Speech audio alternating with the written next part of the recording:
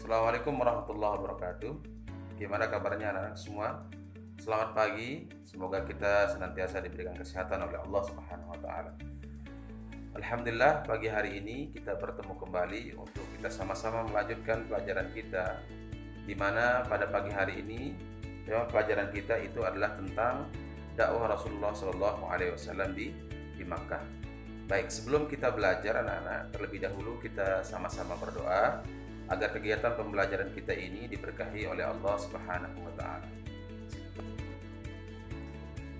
Baik, berikutnya sebelum nanti kita akan berdiskusi atau melakukan banyak hal dalam proses pembelajaran ini anak-anak, terlebih dahulu Pak Guru ingin menyajikan sebuah video pembelajaran yang dimana dari materi ini nanti kita akan melakukan diskusi atau memberikan kepada kalian semua stimulus terkait dengan apa yang akan kita pelajari, dan mudah-mudahan nanti kita semua harapan Pak Guru semua bisa memberikan catatan terkait dengan hal-hal yang penting untuk kita diskusikan pada materi ini.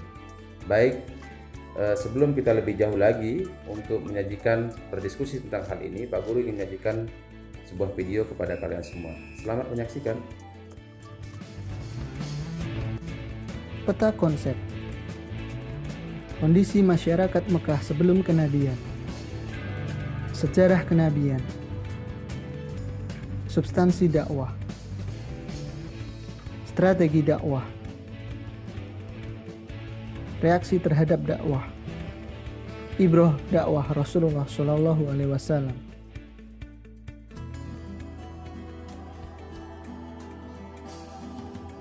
Kondisi masyarakat Mekah sebelum kenabian. Bangsa Arab senantiasa menyembah para berhala. Mereka skeptis terhadap ajaran nenek moyang. Mereka sering mabuk-mabukan, membunuh bayi perempuan karena dianggap mengancam kekuasaan, melakukan perzinaan tanpa rasa malu, dan melakukan perampokan.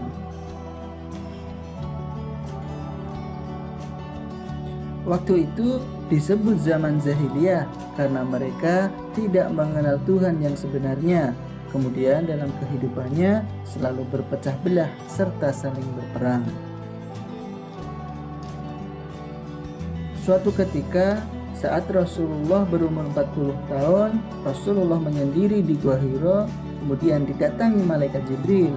Malaikat Jibril menyampaikan wahyu pertama, yaitu Quran surat Al-Alaq ayat 1-5. Peristiwa itu terjadi pada bulan Ramadan 610 Masehi. Setelah mendapat wahyu pertama, Rasulullah mendakwahkan secara sembunyi-sembunyi kurang lebih selama 3 tahun. Dakwahnya dilakukan kepada istri, keponakan, paman, dan juga para sahabatnya. Beberapa orang yang pertama kali masuk Islam, mereka itulah yang disebut as-sabiqunal awalun.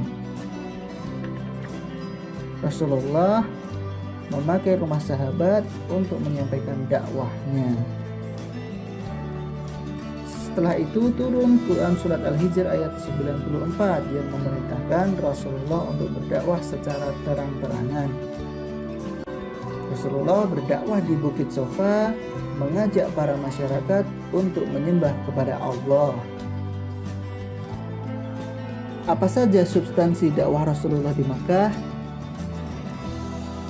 Yang pertama, kerasulan Nabi Muhammad SAW dan wahyu pertama. Yang kedua, ajaran-ajaran pokok Rasulullah SAW di Makkah, tauhid dan akhlak mulia. Bagaimana reaksi masyarakat Mekah terhadap dakwah Rasulullah SAW? Ada masyarakat yang menerima ajaran Rasul, ada juga yang menolak ajaran Rasul, dan ada pula yang berpura-pura menerima ajaran Rasul. Masyarakat yang menerima ajaran Rasul dilatar belakangi, mereka meyakini bahwa apa yang disampaikan Nabi Shallallahu Alaihi Wasallam adalah berdasarkan wahyu. Keteladanannya yang dilakukan dalam kesehariannya membuat masyarakat menerima ajaran Rasul. Ajaran yang dibawa beliau bersifat rasional. Dalam melakukan syiarnya, beliau tidak melakukan kekerasan.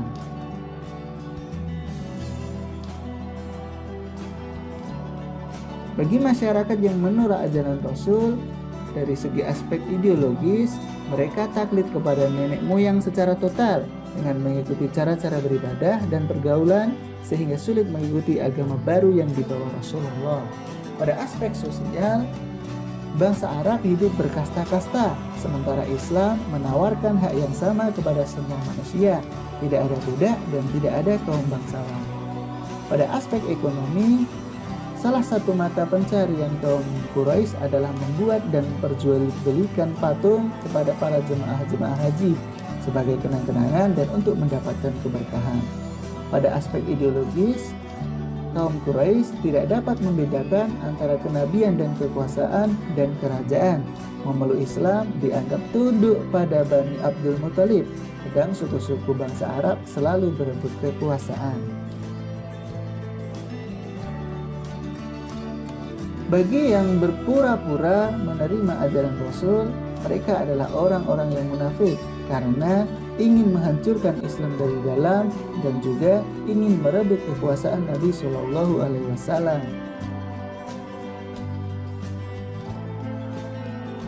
Berikut beberapa ancaman dan siksaan yang dialami Nabi Muhammad Shallallahu Alaihi Wasallam. Suatu hari Abu Jahal melihat Rasulullah Shallallahu Alaihi Wasallam di Bukit Sofa. Ia mencerca dan menghina, tetapi tidak ditanggapi oleh Rasulullah Shallallahu Alaihi Wasallam dan ia beranjak pulang.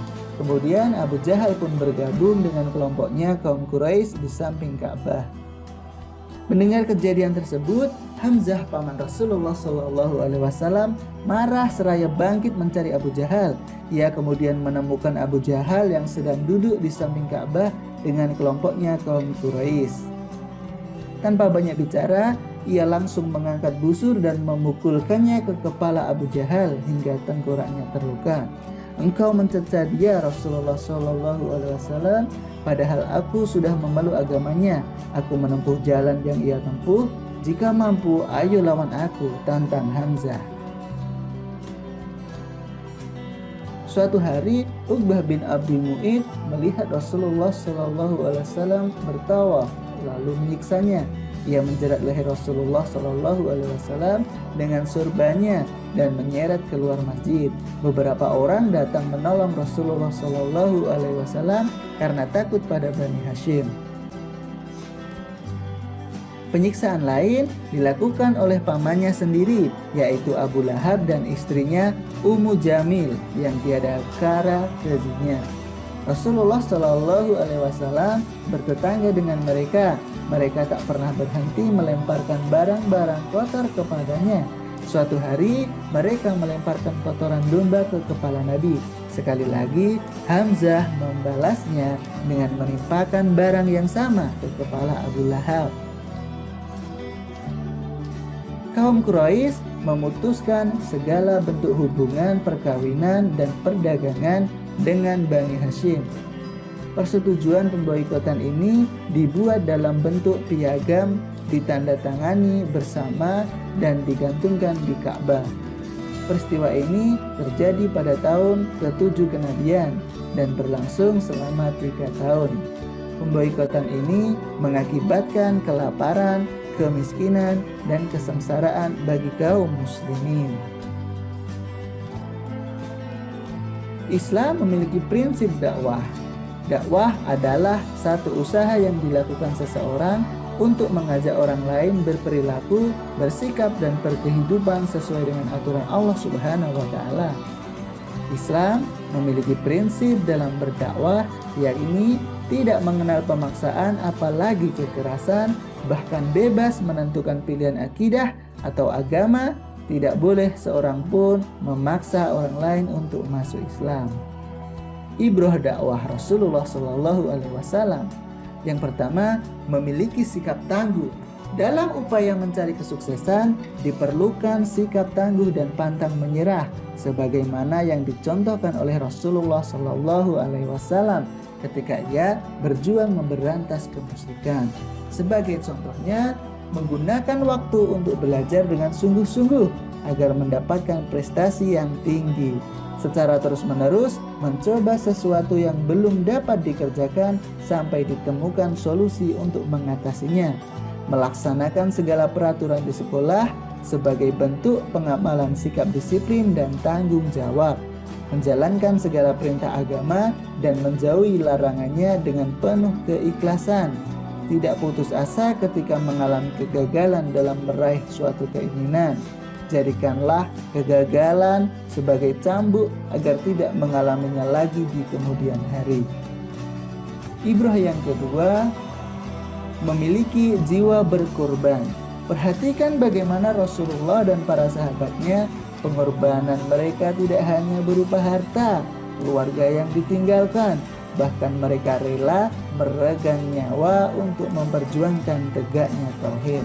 Sebagai contoh, menyisihkan waktu sebaik mungkin untuk kegiatan yang bermanfaat, menyisihkan sebagian harta untuk membantu orang lain yang membutuhkan, dan mendahulukan kepentingan bersama di atas kepentingan pribadi.